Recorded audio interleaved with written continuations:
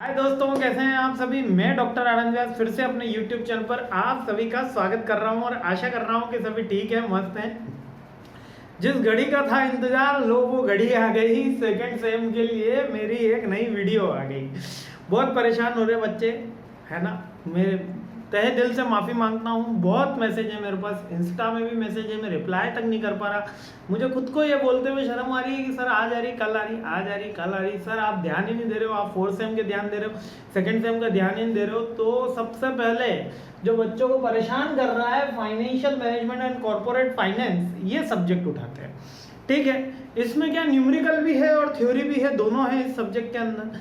तो दोनों की वीडियो अलग अलग रहेंगे, देखिए। ठीक है, मतलब फाइनेंस में जब अपन पढ़ रहे होंगे यूनिट फर्स्ट, तो इसके थ्योरी का पार्ट भी मैं कवर करूंगा, न्यूमेरिकल का पार्ट भी कवर करूंगा, और अपन एग्जाम में अप्रोच से स्टडी करेंगे। जैसे कि आप सबको मेरी स्टाइल पता है कि मैं किस स्टाइल से पढ़ता है, कि अपन एग्जाम पैटर्न पे स्टडी करते हैं। ठीक है, अपन को नॉलेज होना चाहिए, लेकिन सबसे मेन मुद्दा क्या है कि एग्जाम में ज़्यादा से ज़्यादा स्कोर किया जाए। उसके बाद नॉलेज अपग्रेड अपन कंटिन्यूस में करते रहेंगे। तो डिटेल में भी बात करेंगे इसमें। MBA सेकेंड सेम का कोर सब्जेक्ट है। सबसे ज़्यादा बच्चे इस सब्जेक्ट के अंदर, ऑपरेशनल मैनेजमेंट के अंदर और क्वांटिटेटिव टेक्निक के अंदर परेशान रहते हैं। तीनों पहले कंप्लीट कराऊंगा। MIS करवा चुका हूँ, डिजिटल वाला भी एक सब्जेक्ट हो चुका है। MIS की एक यूनिट और बची है और एक पार्ट और बचा है, जल्दी उसको भी कंप्लीट कर देंगे। धीरे धीरे आपका भी सिलेबस में बहुत जल्द कंप्लीट करूंगा। ऐसा नहीं करूंगा फोर्थ सेम वालों के साथ जो अभी हो रहा है कि बिल्कुल एक दिन एग्जाम से पहले ही उनका कोर्स कंप्लीट हो रहा है। आपके साथ ऐसा बिल्कुल नहीं होगा। पूरी कोशिश रहेगी जल्द से जल्द आपके पास सारे के सारे वीडियो स्टडी मटेरियल प्रोवाइड करा दिया जाए। कहीं कोई दिक्कत हो, कोई कंसेप्ट समझ में नहीं आया, कोई बात समझ में नहीं आई, तो फील फ्री टू कांटेक्ट। हम तो सबके लिए द्वार खुले हुए हैं। आप मैसेज कर सकते हैं, आप मेरे को इंस्टा पे कर सकते हैं, फॉलो कर दो तो ठीक है, वरना कोई बात नहीं। कहीं प्रॉब्लम हो तो बात कर लेना, ठीक है। तो पहले सब्जेक्ट शुरू करते हैं, और सब्जेक्ट का बेसिक इंट्रोडक्शन से मेरे को एडवांस लेवल तक आपको लेके जाना है। लेकिन जो भी नॉन कॉमर्स के बच्चे हैं उनको इसमें ज़्यादा दिक्कत आती है। तो सब्जेक्ट पहले क्या है वो देखते हैं। सब्जेक्ट जो दिखा हुआ है, सब्जेक्ट हमारा लिखा हुआ है financial management and corporate finance. यानी ये बेसिकली एक सब्जेक्ट नहीं है, basically combination of two subject. थोड़ा सा इसको करने में मेरे को हमेशा ही ठीक, थोड़ा सा स्मूथ हो जाता है। ठीक, financial management and corporate finance, this is the combination of the two subject. पहले तो एक इनके के लिए है, MBA सेकंड सेम में है, BBA में कॉर्पोरेट फाइनेंस करके नाम से आता है सब्जेक्ट ये। बीकॉम में तो कंटिन्यूस चलता है corporate finance, corporate accounting, cost accounting के अंदर इसका पूरा का पूरा मिलेगा। बीटेक में कुछ यूनिवर्सिटीज जो है FM का सब्जेक्ट ले आई हैं, ठीक है, फाइनेंशियल मैनेजमेंट के नाम से। और UGC नेट के लिए तो अगर आप कॉमर्स के विद्यार्थी, कॉमर्स से भी आप UGC नेट दे रहे हैं, अगर आपने MCOM भी कर रखा है या आप मैनेजमेंट फाइनेंस से हैं, तो ये सब्जेक्ट आपके लिए बहुत बहुत ज़्यादा इंपॉर्टेंट है। ठीक, स्वागत करते हैं। तो सबसे पहले सब्जेक्ट की बात करेंगे। देखो अब इसके अंदर क्या, जब मैं डिटेल में समझाऊंगा ना तो वीडियो लंबा होगा, ये मैं आपको पहले से बता दूं। तो एकदम फ्री होके देखना, क्योंकि आप टुकड़ों में देखोगे तो समझ में नहीं आएगा। एक बार फ्री होके देखना, ना देखो वरना छोड़ देना, कोई दिक्कत नहीं। लेकिन जब देखो पूरा देखना, तो थोड़ा मेरी बात भी आपको समझ में आएगी। कोई क्वेरी होगी तो मुझे भी सॉर्ट आउट करना, क्योंकि हो सकता है किसी क्वेश्चन का जवाब मैंने वीडियो के एंड में दिया हो। ठीक है, तो वीडियो लंबा होगा, इसमें मैं कुछ नहीं कर सकता, क्योंकि अपन को चीज़ें बेसिक से बढ़ानी है। अब ये सब्जेक्ट, दो सब्जेक्ट का कॉम्बिनेशन है। पहला है फाइनेंशियल मैनेजमेंट और दूसरा है कॉर्पोरेट फाइनेंस। यहाँ पे एक कॉमन वर्ड निकल कर आ रहा है फाइनेंस और फाइनेंशियल। तो पहले तो हम ये समझते हैं कि फाइनेंस किसे कहते हैं, फाइनेंस किसे कहते हैं और फाइनेंशियल क्या है। जो नॉन कॉमर्स के होते हैं, वो बेसिकली फाइनेंस का मतलब क्या समझ पाते हैं, वो फाइनेंस का मतलब ये समझ पाते हैं। एक सेकंड के लिए यहाँ पे पॉज करूंगा। हाँ, फिर से अपन आ गए हैं। थोड़ा सा एक ब्लिंक आया था, इसलिए मुझे पॉज करना पड़ा। फाइनेंस का मतलब क्या होता है, फाइनेंस का मतलब क्या समझते हैं लोग, समझते हैं ओनली कैश। कैश केवल फाइनेंस नहीं है, cash is a smaller term, याद रखना। कैश जो है वो स्मॉलर टर्म है। Finance, anything which is convert into the cash is called finance. Anything which is convert into the cash is called finance. Like building is a finance, yes. Plant is a finance, yes. Machine is a finance, yes. Shirt is a finance, yes. If we sold the shirt, a particular shirt, and we convert into the cash, it's called finance. Finance is not मतलब कि आप क्या कह सकते हो इसमें कौन सा वर्ड यूज करेंगे, not only concern about the cash, it's broader term, ठीक है। तो फाइनेंस एक ब्रॉडर टर्म होती है। तो फाइनेंशियल क्या है, the current level of your finance, the current level, क्या बोला मैंने, ध्यान दीजिएगा, मैंने बोला current level of the finance, current level of finance, current level of finance, it's called financial. Current level of finance means क्या, आपकी जो स्थिति है, कि किसी का कहते हैं ना अपन की इसकी फाइनेंशियल बहुत साउंड है या फाइनेंशियल वीक है, तो इस mean the level of the finance weak to the current level of finance. और फाइनेंस क्या है, not only concentrate about the cash, cash ही नहीं है, इसके अलावा बैंक बैलेंस भी है, इसके अलावा प्रॉपर्टी भी है आपकी, जिसमें बिल्डिंग प्लांट कैश सब आ गया, building plant machinery car furniture सब जो हम कैश में कन्वर्ट कर सकते हैं वो फाइनेंस कहलाती है। इतनी बात समझ में आई। आइए फिर सब्जेक्ट पे चलते हैं। फाइनेंशियल मैनेजमेंट यानी कि अपना जो फाइनेंस है, कम यहाँ पर अपना किसका फाइनेंस या कंपनी के फाइनेंस की बात हो रही है। अब कंपनी को यहाँ कंपनी नहीं बोला गया है, कंपनी फाइनेंस नहीं लिखा है, बोला है कॉर्पोरेट फाइनेंस। तो कंपनी की जो फाइनेंशियल पोजीशन रहती है, मतलब कि पैसा कहाँ से आएगा, पैसा कहाँ से जाएगा, कंपनी कौन सी एक्टिविटी करती है, पहले हमको ये जानना जरूरी है। कंपनी करती है पहली operational activity,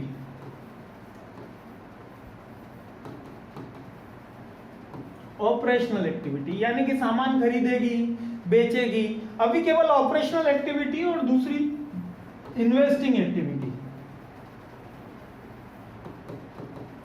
investing activity. Operational activity यानी सामान खरीदना बेचना, और इन्वेस्टिंग एक्टिविटी क्या कहलाती है, जैसे कि हमने कोई बिल्डिंग खरीद ली और उसको 10 साल के लिए रखा, लैंड खरीद लिया, यानी कि जिससे हमको जिसका यूटिलाइजेशन भी करना है या फ्यूचर में अपन को उसको सेल करना है, किसी को लोन दिया है, तो वो इन्वेस्टमेंट एक्टिविटी, ठीक है। और ऑपरेशनल एक्टिविटी कोई प्रोडक्ट परचेस सेल करते हैं हम, जो बेसिकली प्रॉफिट मार्जिन के लिए। तो ये कंपनी दो तरीके की, तीसरी एक्टिविटी अभी आप नहीं जानो, केवल ये दो एक्टिविटी याद रख लेना। तो फाइनेंशियल मैनेजमेंट का मतलब ये जो दो एक्टिविटी हो रही है इनका मैनेजमेंट। ऑपरेशनल के डायरेक्ट क्वेश्चन आएंगे, इन्वेस्टमेंट के क्वेश्चन आएंगे, बोलेंगे कि एक मिस्टर पिंटू की कंपनी है, वो 10 लाख रुपए इन्वेस्ट करना चाहती है, अब बताइए कि वो इन्वेस्ट करे या ना करे। तो आप बोलेंगे कि प्रॉफिट बताइए, इंटरेस्ट रेट बताइए, मार्जिन बताइए, क्या है वो, अगर आप इन्वेस्टमेंट में सूटेबल होगा, उसके डिफरेंट मेथड है, नेट प्रेजेंट वैल्यू मेथड है, रिटर्न ऑन इन्वेस्टमेंट मेथड है, उससे चेक किया जाता है। अभी ये कॉर्पोरेट फाइनेंस, ये तो हो गया फाइनेंशियल मैनेजमेंट। अब कॉर्पोरेट फाइनेंस का पार्ट है फाइनेंशियल मैनेजमेंट, याद रखना इसका ये पार्ट है। क्या पार्ट है कि कॉर्पोरेट फाइनेंस यानी किसी कंपनी के फाइनेंस का मैनेजमेंट ही फाइनेंशियल मैनेजमेंट कहलाता है। और कंपनी का फाइनेंस यानी कंपनी की बैलेंस शीट में जितनी भी एसेट साइड में आपको चीजें दिख रही है, उसको एक लाइन के अंदर एक वर्ड में कॉर्पोरेट फाइनेंस बोला जाता है, ठीक। इसमें स्टार्टअप में भी जाएंगे अपन कि स्टार्टिंग में न्यू वेंचर को अगर कैपिटल की जरूरत है तो वो फाइनेंस कहला रहा है कि उसको फाइनेंस की जरूरत है। होता है ना, कोई पार्टनर नई बिल्डिंग ज्वाइन करी, आज मेरे दोस्त ने बोला कि यार आइए आनंद चल कोचिंग खोलते हैं, मैंने कहा चलो खोलते हैं। तो उसने कहा कि चल मैं बिल्डिंग में लगाता हूँ, मैं बिल्डिंग लगा रहा हूँ और ऊपर से 5 लाख रुपए लगा रहा हूँ, तू भी आ जा। तो मैंने कहा ठीक है, मैं 500 रुपये लगा रहा हूँ और मैं आ रहा हूँ पढ़ाने के लिए। तो हम दोनों की पार्टनरशिप कैसे हुई, उसने बिल्डिंग लगाई, उसने कोई खोली नहीं है, उसने बिल्डिंग लगाई, उसने कैश दिया और मैंने भी थोड़ा कैश दिया। मेरा कैश कम था, क्यों, क्योंकि मैं वहाँ पढ़ा रहा हूँ। तो दैट इज पार्टनरशिप। तो फाइनेंस क्या हुआ, फाइनेंस हुआ वो 2 लाख रुपए के साथ में उस बिल्डिंग की भी वैल्यू उसके अंदर कैलकुलेट होगी। बस ये बात छोटी सी याद रखना। देखो टॉपिक खत्म करना मेन नहीं है, अभी मेरे को टॉपिक समझाना बहुत मेन है, इसलिए मैं डिटेल में चल रहा हूँ, इसलिए मैं आराम से चल रहा हूँ, ताकि मैं भगाना हो तो आधे घंटे के अंदर आपने मेरी स्पीड देखी है, यूनिट तक कंप्लीट अपन करा देंगे, तो ये भी करा देते हैं। लेकिन बेसिक से जब समझोगे ना एडवांस में तो डरोगे नहीं। इस सब्जेक्ट से बच्चे डर रहे, तो डरने की कोई बात नहीं, इतना प्यारा सब्जेक्ट है कि इसमें 100 में से 100 नंबर लाए जा सकते हैं। यही तो न्यूमेरिकल है जहाँ स्कोर किया जा सकता है, वरना थ्योरी में तो कभी 100 में से 100 कोई देता नहीं है, बड़े कंजूस होते हैं एग्जाम कॉपी चेक करने वाले। चलिए आगे बढ़ते हैं। बेसिक थ्योरी कंप्लीट कराना हो, इसके न्यूमेरिकल भी कंप्लीट कराऊंगा, चिंता की कोई बात मत करिएगा, ठीक है। अब introduction to finance and corporate finance, corporate finance and its scope, ये फर्स्ट टॉपिक है आपका, फर्स्ट यूनिट का फर्स्ट टॉपिक है। क्या कह रहा है, कॉर्पोरेट फाइनेंस का बेसिक मीनिंग पूछा है। Corporate finance is the area of finance which deal with the sourcing of funding, capital structure of corporation, the action that managers take increase the value of the firm to shareholder, to tools to analyze the use is the allocate financial resource. मतलब corporate finance एक ऐसी term है जिसके अंदर company के corporate cash value या इनिशियलिंग starting funding या share holder fund का ध्यान रखा जाता है, और मैनेजर ये कोशिश करता है कि इसका इंक्रीमेंट करे ताकि शेयर होल्डर को और खुद को ज़्यादा से ज़्यादा, या स्टेक होल्डर है, वर्ड याद रखना, स्टेक होल्डर। स्टेक होल्डर का क्या मतलब है, वर्ड क्या कह रहा हूं मैं, स्टेक होल्डर। स्टेक होल्डर बहुत बार ये वर्ड यूज आएगा, इसमें याद रखना, ठीक है। होल्डर, स्टेक होल्डर और एक शेयर होल्डर।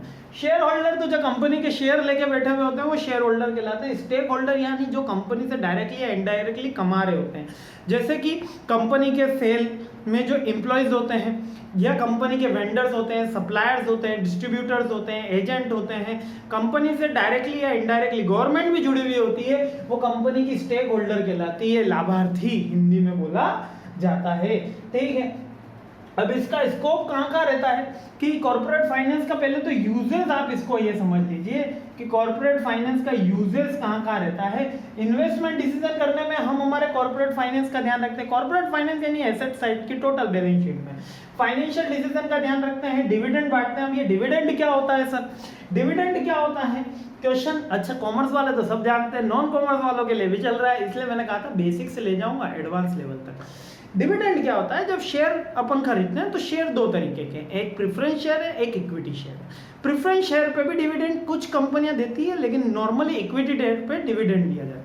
इक्विटी शेयर जो होते हैं वो ट्रांसफरेबल होते हैं, उनको सेल किया जा सकता है, प्रेफरेंस शेयर नहीं सेल किया जाता। मतलब जो आप सेंसेक्स निफ्टी के अंदर जो शेयर देखते हो बेसिकली इक्विटी मार्केट है, वहां पर शेयर का सेल परचेज होता है। अपन अच्छे से सीखेंगे शेयर मार्केट, यकीनन आपको ऐसा सिखाऊंगा शेयर मार्केट कि आपको लगेगा कि सर शेयर मार्केट बड़े अच्छे से समझा है, क्योंकि यार 8-10 साल से शेयर मार्केट के इस बिजनेस में है, तो काफ़ी सही नॉलेज है। मतलब आपको अच्छा लगेगा पढ़ने में। पढ़ाना मतलब कि मैं सेल परचेज की बात नहीं कर रहा हूँ कि कौन सा शेयर खरीदना बेचना, उसकी बात नहीं चल रही है अभी बात चल रही है उस मार्केट को सीखने की। तो क्या होता है कि इक्विटी शेयर में क्या होता है कि कंपनी अपने जो शेयर होल्डर्स होती है उनको प्रॉफिट में से एक हिस्सा देती है।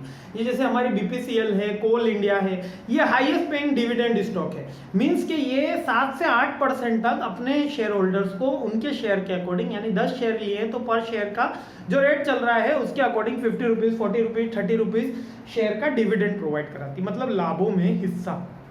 हिंदी में इसको लाभांश बोला जाता है, ठीक है, इसको डिविडेंड कहते हैं। तो इसके लिए कॉर्पोरेट फाइनेंस पता होना चाहिए ना, हमारे कैश में कितना है, हमारे पास एसेट्स कितनी है, ये सारी की सारी चीजें कॉर्पोरेट फाइनेंस में आती है, ठीक है। और वर्किंग कैपिटल का डिसीजन लेना मींस कि अगर मेरे को कॉर्पोरेट फाइनेंस पता होगा तो इन्वेस्टमेंट डिसीजन पता चल जाएगा, फाइनेंस डिसीजन पता चल जाएगा, और डिविडेंड डिसीजन पता चल जाएगा, और इसके साथ वर्किंग कैपिटल का डिसीजन भी पता चल जाएगा। आई होप ये चारों पॉइंट आपको क्लियर हो गए। आगे बढ़ रहा हूँ, कोई दिक्कत नहीं आई है, बेसिक बिल्कुल बताया है अभी तक। आगे अब कॉर्पोरेट फाइनेंस का स्कोप यहाँ है, वहां तो वो यूजेस था कि हम कॉर्पोरेट फाइनेंस का यूज कहाँ करेंगे। कॉर्पोरेट फाइनेंस यानी कि बैलेंस शीट में जो एसेट साइड में टोटल में पैसा पड़ा है उसको ही तो कॉर्पोरेट फाइनेंस बोल रहे हैं। उसका यूज मैं कहाँ करूंगा। कोई बोलेगा अरे यूज क्या करोगे, नए बिजनेस खोलने में करोगे, नई चीजें खरीदने में करोगे, इन्वेस्टमेंट में करोगे, यही तो यूज यहाँ लिखे हुए। एस्टिमेटिंग फाइनेंशियल रिक्वायरमेंट कि मेरे पास इतना पैसा है तो मैं फ्यूचर की रिक्वायरमेंट पता कर सकता हूँ। डिसाइडिंग कैपिटल स्ट्रक्चर, कैपिटल मतलब कि मेरे को कितना और लोन लेने की जरूरत है, शेयर होल्डर से फंड चाहिए, वो capital structure. Choosing the source of finance की, और नेक्स्ट पैसा कहाँ से लिया जा सकता है, बैंक से लिया जा सकता है, थर्ड पार्टी से लिया जा सकता है, या शेयर इशू किया जा सकता है। Selecting a pattern of investment, कौन से पैटर्न से मुझे ज्यादा प्रॉफिट होगा ये मेरे को कॉर्पोरेट फाइनेंस बताएगा।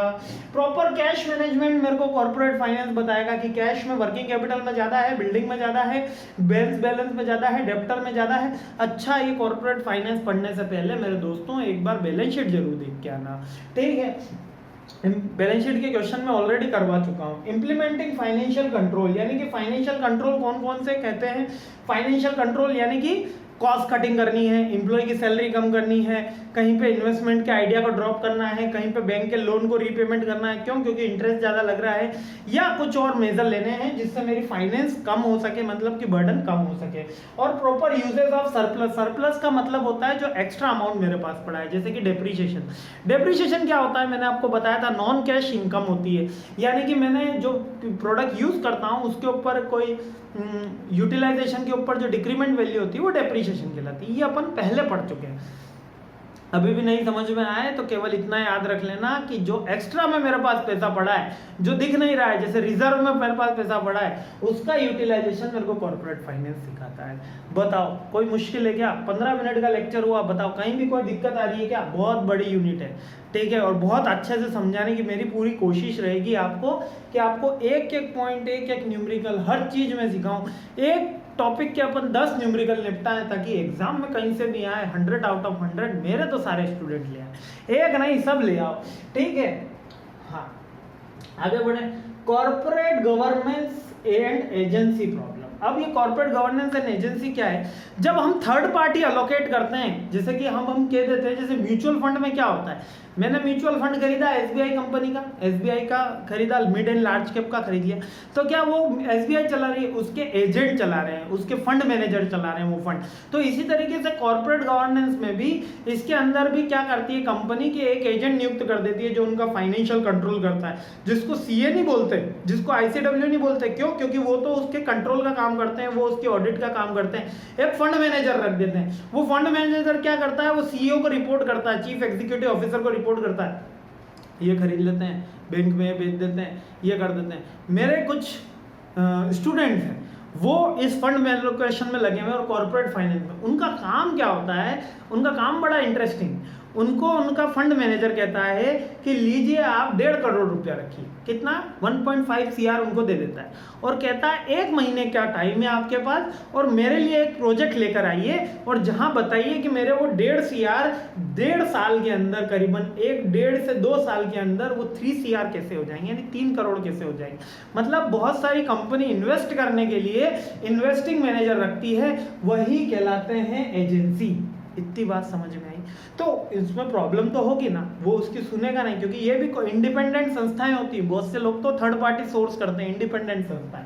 तो क्या होता है कॉर्पोरेट गवर्नेंस? कॉर्पोरेट गवर्नेंस यानी जो कंपनी में चल रहा है, कंपनी का अभी जो वहां पे एमओए चल रहा है, या बीओआई चल रहा है, बॉडी ऑफ इंडिविजुअल चल रहा है, या एसोसिएशन पर्सन चल रहा है, या उसका मेमोरेंडम चल रहा है, या आर्टिकल चल रहे हैं, जो भी रूल्स एंड रेगुलेशन चल रहे हैं, उससे एजेंसी कॉन्फ्लिक्ट ऑफ इंटरेस्ट आता है। अब ये क्या प्रॉब्लम है, देखिए, corporate governance is an important substrate corporate law, यानी कि ये तो कॉर्पोरेट लॉ को फॉलो करती है जो उन्होंने नियम बना दिए, है ना। But within this one of main area of corporate governance aims to regulate the conflict of interest. Conflict of interest रहेगा भाई, पैसे की बात रहेगी, या तो बाप बेटे की नहीं बनती है। यहाँ पे तो एजेंसी की बात करती है, between the insider and the outsider of the company, this conflict what is known as agency problem. यानी कि ये बेसिकली क्या है, एजेंसी प्रॉब्लम। एक बुक के अंदर ये लिखा हुआ है कि आपने एजेंसी हायर करी और उसने आपको कुछ रेगुलेशन के सिस्टम बताया और आपके कॉर्पोरेट गवर्नेंस को ये बात। कुछ बुक्स के अंदर क्या लिखा हुआ है, कुछ बुक्स के अंदर ये लिखा हुआ है कि जो इनसाइडर है और आउटसाइडर है, यानी कंपनी के शेयर होल्डर्स, कंपनी के मेंबर्स और कंपनी के डिबेंचर होल्डर, इन सब के बीच में कॉर्पोरेट के डिसीजन को लेके, इन्वेस्टमेंट को डिसीजन को लेके, या फाइनेंस के किसी डिसीजन को लेके जो कॉन्फ्लिक्ट होता है उसको एजेंसी प्रॉब्लम बोलते हैं। बात एक ही कि आउटसाइडर इनसाइडर की प्रॉब्लम हो, एजेंट और कंपनी की प्रॉब्लम हो, डिबेंचर या शेयर होल्डर या कंपनी के बोर्ड ऑफ डायरेक्टर की प्रॉब्लम हो। जैसे अभी टेस्ला का एग्जाम्पल चल रहा है, टेस्ला के भैया क्या कह रहे हैं, हमारे इलोन मस्क कह रहे हैं कि वो ट्विटर खरीदना चाहते हैं, लेकिन तभी खरीदेंगे जब वो पता लगा दे ट्विटर में कितने बॉट हैं। बॉट मतलब बीओटी, बॉट का मतलब यहाँ पे क्या है, कितने फेक अकाउंट है। अब ये फेक अकाउंट कितने हैं, बग कितने हैं उसके अंदर, ट्विटर उसकी रिपोर्ट दे। अगर वो रिपोर्ट सही मिलेगी उनको, तभी वो ट्विटर की डील जो है वो फाइनल करेंगे, वरना वो डील कैंसिल कर देंगे। तो दैट इज एजेंसी प्रॉब्लम। बिल्कुल परफेक्ट एग्जांपल मुझे याद आया, आप सबके वेल विशेस से कोई याद करके नहीं आया था। अब ये एजेंसी थ्योरी क्या है? एजेंसी प्रॉब्लम तो अपन ने समझी, अब ये एजेंसी थ्योरी क्या है, पहले इसकी बुकिश देखते हैं तो थोड़ा सा अपन को समझने में आसानी हो जाएगी। बुकिश में क्या कह रहा है ये, ठीक है।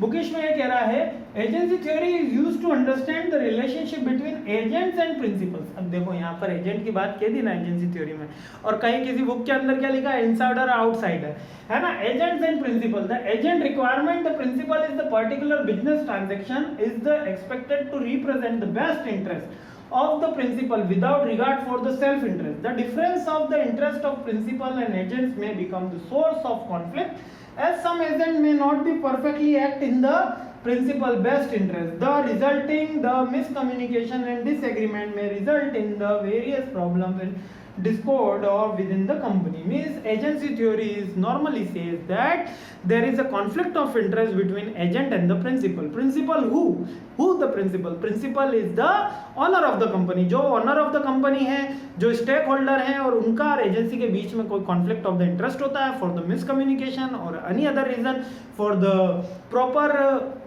मिसकम्युनिकेशन और डिफरेंट एम के कारण जो कॉन्फ्लिक्ट आ जाए वो एजेंसी थ्योरी के अंदर लिखा है, और इसी को ही एजेंसी प्रॉब्लम बोला गया है। बताओ, बहुत इसी है ना, बहुत। देखो कोई लगा, अरे कॉर्पोरेट फाइनेंस अपन 100 में से 100 लाएंगे, क्यों परेशान होते हो।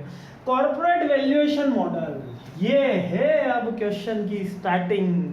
कॉर्पोरेट वैल्यूएशन मॉडल, अब क्या हुआ कि बैलेंस शीट में हमने तो लिखा कि कॉर्पोरेट वैल्यूएशन मॉडल, क्या बोला, कॉर्पोरेट वैल्यूएशन। मजा आ रहा है ना पढ़ने में, बड़े दिनों बाद पढ़ रहे हैं तो मजा तो आ ही रहा है। मैं तो रोज ही पढ़ा रहा हूँ, लेकिन डिफरेंट क्लासेस में पढ़ा रहा हूँ, ठीक है। कॉर्पोरेट वैल्यूएशन, तो कॉर्पोरेट वैल्यूएशन क्या कह रहा है। कॉर्पोरेट वैल्यूएशन का मतलब है कि आपकी कंपनी की भैया कितनी वैल्यू है, आपकी कंपनी की हम गुडविल के लिए कितना पेमेंट करें। आपको पता है एक कंपनी अपने यहाँ पर टेलीकॉम में मर्ज हो गई, कौन सा बोला गया उसको, कौन सी कंपनी मर्ज हो गई, आप सबको तो पता ही है भैया, कौन सी हो गई, वोडाफोन हो गई थी आइडिया के साथ में, है ना। और दोनों ने मिलके क्या साठ-गांठ कर ली, वीआई बना दिया।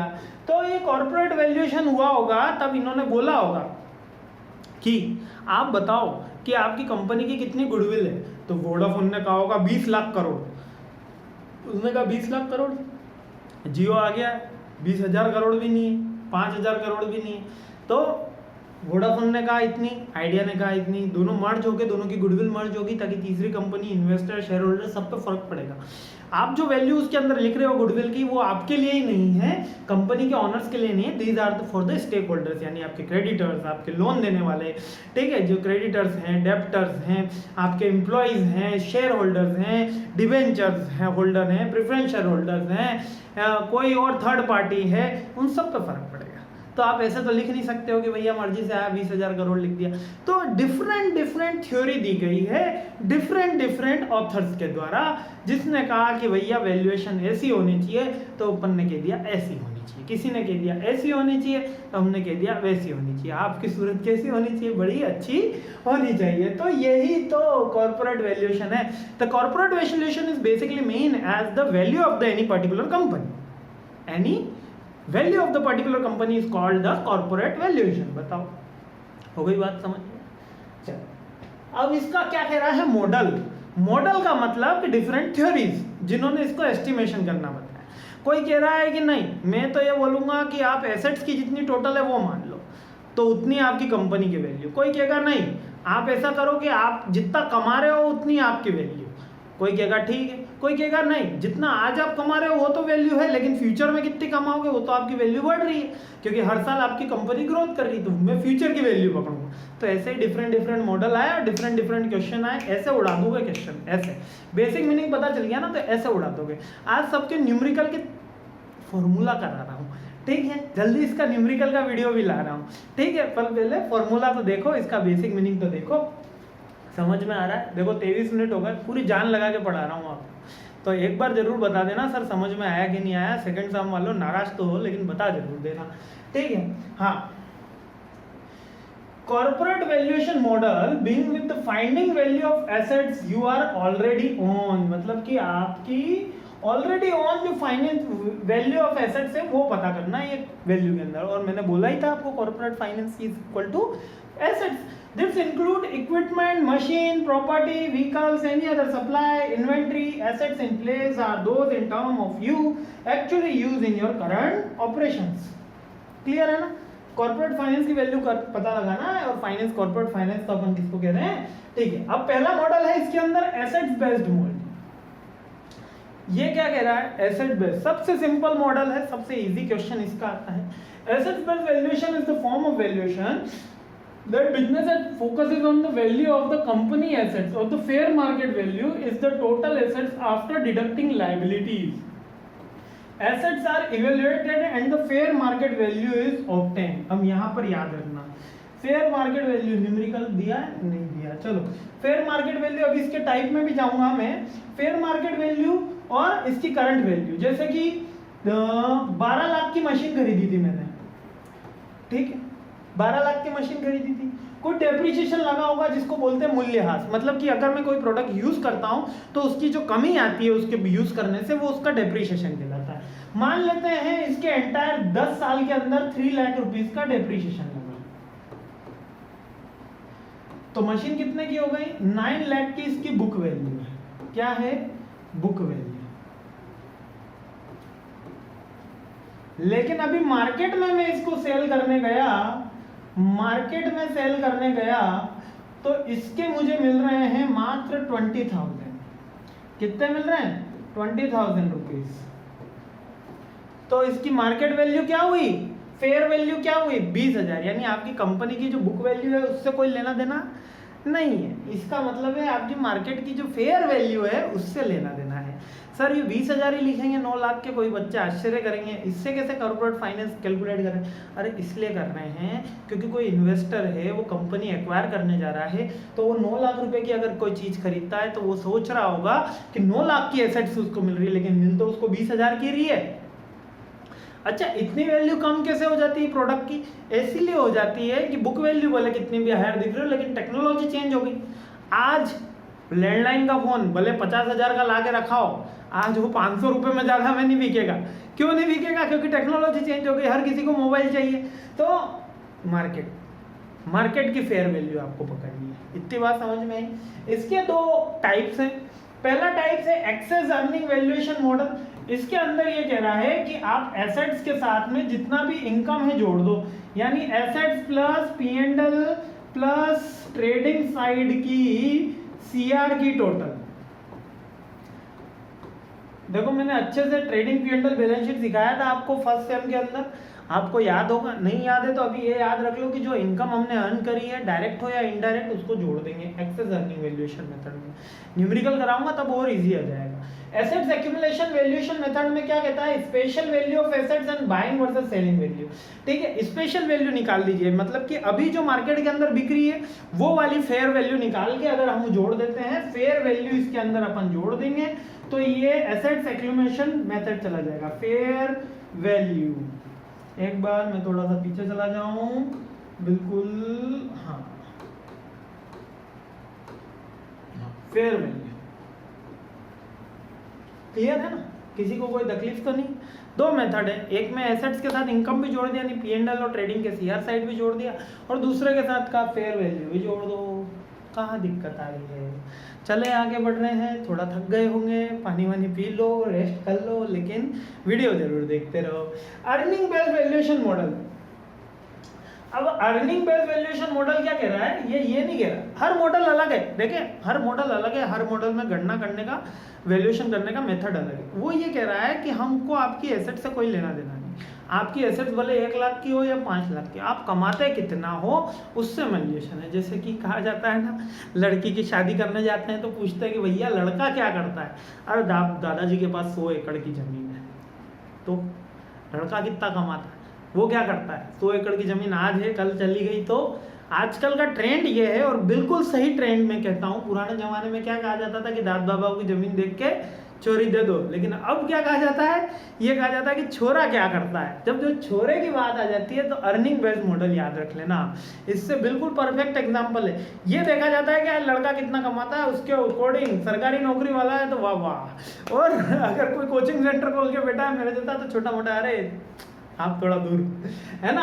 अर्निंग बेस्ड वैल्यूएशन मॉडल, इसके अंदर क्या कह रहा है, कैपिटलाइज अर्निंग और multiple of earning, multiple of earning. The capitalize earning method is the method of determination of the value of organization by calculating the worth of its anticipated profit. Anticipate कर लिया कि अगले साल 2 लाख रुपए कमाऊंगा, अगले साल 3 लाख रुपए कमाऊंगा based on the current earning. इस साल 2.5 लाख कमाए तो अगले साल 3 लाख 2.5 लाख तो मिनिमम आएंगे, और 10% इंक्रीमेंट लगा तो 2,75,000 आएंगे। क्या बोला मैंने, 2022 में यदि मैंने 2.5 लाख कमाए हैं तो अगर 10% भी मेरी कंपनी ग्रोथ करती है तो 25,000 बढ़ जाएगा, तो कितना हो जाएगा, 2,75,000 रुपए मेरी अर्निंग हो जाएगी। तो आपका कॉर्पोरेट फाइनेंस कितने का हो गया, 2,75,000 का हो गया क्वेश्चन। ऐसे ही तो करना है, काम मुश्किल है, अभी सिखाऊंगा ना तब आप बहुत आसानी से करोगे। अभी तो केवल थ्योरी थोड़ा पढ़ लो, थोड़ा एकदम एनर्जी आए, काफी दिनों बाद अपन पढ़ना शुरू कर रहे हैं। एक मल्टीपल अर्निंग क्या कह रहा है, ये लेख कह रहा है कैपिटलाइज अर्निंग के मेथड में ही है, a business by its future portfolio, however this method is companies worth by assessing a multiplier in the current revenue. Multiplier कर दिया जाता है, मींस कि यहाँ पर करंट रेवेन्यू को एड ऑन नहीं किया जा रहा है, यहाँ पर अगले साल को मल्टीप्लाई कर दिया जा रहा है, यानी कि 2 गुना 3 गुना 4 गुना 5 गुना। यहाँ पर अपन ने 1/4, जब अपन उसको परसेंटेज वाइज करते हैं तो कैपिटलाइज मेथड आ गया। जब उसको बोलते हैं दुगनी हो जाएगी 10 साल बाद इनकम, पैसा कितने साल में दुगना होगा, पैसा इतने साल में दुगना होगा, तो that is multiplier of earning. I hope सारे पॉइंट क्लियर हो गए आपको। मजा आ रहा है ना पढ़ने में, देखो मेरे को भी आ रहा है पढ़ाने में, आपको भी आना चाहिए पढ़ने में। कैश फ्लो बेस्ड मेथड, ये एक अलग मेथड है। कैश फ्लो अर्निंग मेथड आपने सीख लिया, ठीक है। इसके पहले का मेथड एसेस वैल्यू मेथड आपने सीख लिया, आप कैश फ्लो मेथड, ठीक है। कैश फ्लो मेथड क्या कह रहा है, कैश फ्लो मेथड ये कह रहा है कि कन्वेंशन कैश फ्लो, कैश क्या होती है, कैश कंपनी में क्या होती है, या तो इन होती है या आउट होती है। 60,000 इन हुई और 20,000 आउट हुई तो ये 40,000 कहलाया आपका नेट कैश, जो अभी गल्ले में रखा हुआ होगा। 60,000 इन हुई 20,000, तो ये क्या कह रहा है कि आपका कैश फ्लो देख रहा है, ये 40,000 के ऊपर जोर लगा रहा है। ये कह रहा है कि convention cash flow is series of inward and outward cash flow. आप इनवर्ड आउटवर्ड कैश फ्लो को देख रहे हैं, over time is which is there is only a change in the cash flow direction. A convention cash flow for a project is investment and typically structured as initial outlay followed by number of inflows over a period of time। आगे बढ़ते हैं। Cash flow के तो method भी हैं, चलिए numerical भी बनता है इससे, बहुत तगड़ा वाला, अच्छा वाला, मतलब मजा आने वाला। लेकिन अभी क्या है कैश फ्लो, कुछ इस तरीके से समझिए कि आपकी कंपनी यदि 50,000 करोड़ की कंपनी है और इंडियन गवर्नमेंट ने एक प्रोजेक्ट निकाला कि उसको भैया ब्रिज बनाना है। अब वो ब्रिज की जो कॉस्टिंग है वो 2 लाख करोड़ की है, आपकी कंपनी 50,000 करोड़ की, और एक ब्रिज बनाना है 2 लाख करोड़ का, तो कंपनी को वैसे ही उन्होंने डिस्क्वालीफाई कर दिया क्योंकि उसका कैश फ्लो नहीं है इतना। मीन्स कि वो सोच नहीं रही कि 50,000 की 2 लाख वाली बना सकती, क्यों, क्योंकि 2 लाख के लिए उसको 4 लाख वाली चाहिए। मतलब कि बड़ा अगर आपका काम है तो छोटे काम आप आसानी से कर लोगे, इसीलिए बड़ी दुकानें ज़्यादा चलती है, छोटी दुकानें कम चलती है।